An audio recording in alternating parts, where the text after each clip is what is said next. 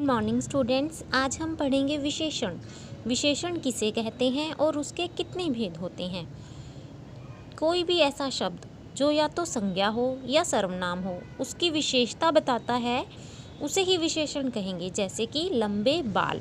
अब बाल देखो, यहाँ पे संज्ञा है ना, तो संज्ञा के आगे लंबे लगा हुआ है, मतलब कि बाल जो है संज्ञा है, संज्ञा के आगे क्या लगा हुआ है, लंबे।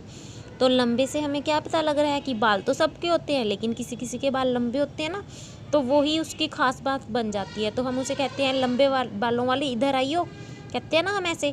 जैसे सुंदर लड़की, तो लड़कियां भी सभी हैं, लेकिन कुछ लड़कियां सुंदर होती हैं।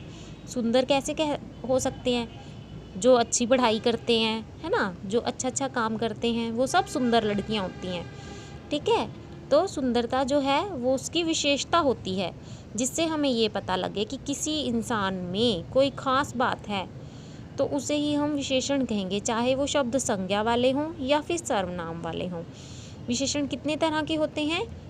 4 तरह के होते हैं। गुणवाचक, परिमाणवाचक, संख्यावाचक और सार्वनामिक। गुणवाचक में देखो क्या है, गुण नाम से ही पता लग रहा है कि जो लोग अच्छे गुणों वाले होते हैं या बुरे गुणों वाले होते हैं, उनकी पहचान हो जाती है ना हमें।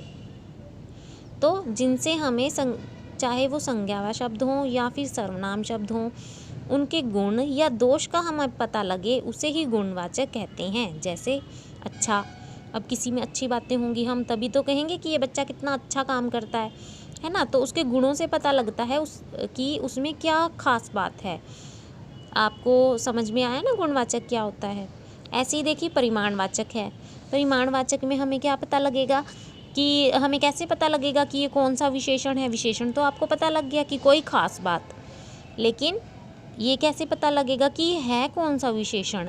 देखो गुण है, तो गुण, अगर उसमें गुण वाली कोई बात है, अच्छी बुरी, तो दैट मीन्स वो गुणवाचक है। लेकिन अगर वहाँ पे कोई मात्रा आ गई, माप आ गया, या फिर तौल वाली कोई बात हो रही है ना, तो दैट मीन्स वो परिमाणवाचक है। जैसे कि कम, अधिक, कुछ, है ना। तो इससे हमें ये पता लग रहा है कि उसके पास कोई थोड़ी सी चीज़ है, कुछ है या कम है, तो इससे हमें ये पता लग रहा है ना कि उसकी मात्रा के बारे में बात कर रहे हैं, तो वो क्या होगा, परिमाणवाचक।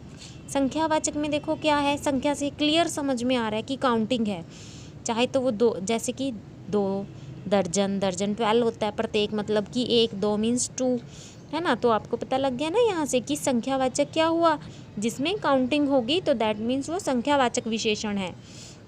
सार्वनामिक विशेषण, इस पे थोड़ा सा आपको ध्यान देने की ज़रूरत है कि ये है क्या। इसमें होंगे सर्वनाम शब्द होंगे, ठीक है। सर्वनाम शब्द आपको पढ़ाए थे कौन से होते हैं, जैसे मैं, तुम, है ना, मेरा, हमारा, यह है, वह है। एक तो अपने बारे में, एक फर्स्ट पर्सन के बारे में, एक सेकंड के बारे में, एक थर्ड के बारे में, और संज्ञा की जगह पे वो यूज़ हो जाते हैं, है ना। आपको पहले भी पढ़ाए हुए हैं सर्वनाम शब्द। तो सर्वनाम शब्द संज्ञा से पहले आकर विशेषण का काम करते हैं। आप सोच रहे होंगे संज्ञा से पहले कैसे आएंगे। देखो इस एग्जाम्पल में बालक, बालक क्या है, संज्ञा। संज्ञा से पहले क्या आ गया, सर्वनाम शब्द। वह क्या है, सर्वनाम शब्द। बालक है संज्ञा, और सर्वनाम शब्द है वह।